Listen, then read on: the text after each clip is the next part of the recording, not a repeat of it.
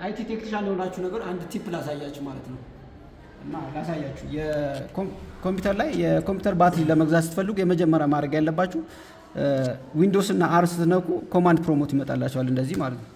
ከዛ ከመጣ በኋላ የኮማንድ ከከፈተላችሁ በኋላ ፓወር ብላችሁ ትጽፋላችሁ። ፓወር ከዛ ሲኤፍ ጂ ብላችሁ ትጽፉና ስላሽ ከዛ ደግሞ ባትሪ ትሉና ከዛ ሪፖርት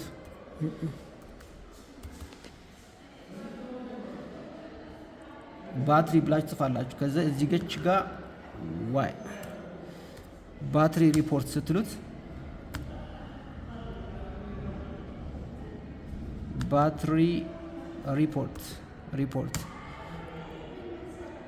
ከዛ ይሄን ይመጣላችሁ። ይሄን ኮማንድ ይመጣላችኋል። ይሄንን ኮፒ አድርጋችሁ ከፈለጋችሁ በኮማንድ